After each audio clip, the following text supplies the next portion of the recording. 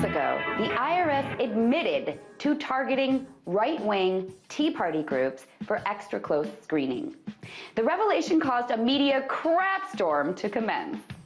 Right-leaning news organizations like Fox News went absolutely ballistic, calling it a huge scandal.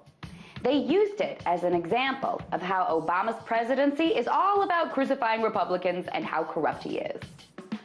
Left-leaning news organizations like MSNBC and, well, almost everyone else decided to view the story from a historical perspective.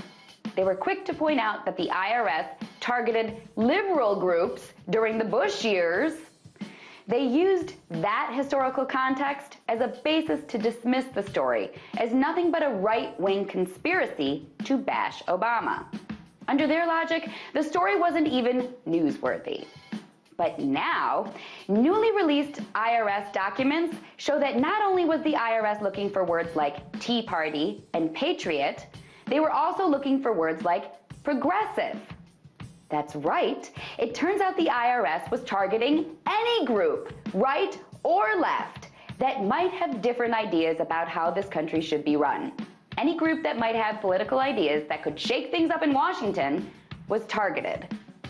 So the story went from the IRS is targeting one side of the fence to the IRS is targeting both sides of the fence.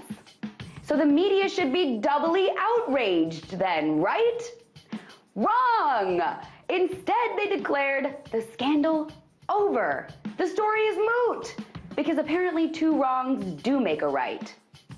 At least that's how MSNBC's Rachel Maddow seemed to take it when she said, turns out it wasn't just Tea Party groups, it was also groups labeled progressive, which means this whole thing is over now, right? Maddow wasn't alone. Numerous headlines from numerous outlets declared the story over. They weren't more outraged by finding out that the IRS targeted more groups. They just decided it was over. Why?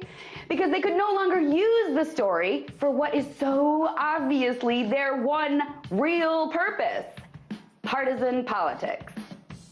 So, not only does the IRS targeting scandal prove that our government will go to lengths to prevent any real thinking, right or left, that might threaten the powers that be, the scandal now proves that our mainstream media will go to lengths to preserve their right or left narrative. That, above all else, is clearly the mainstay of the mainstream. Tonight, let's talk about that by following me on Twitter @TheResident.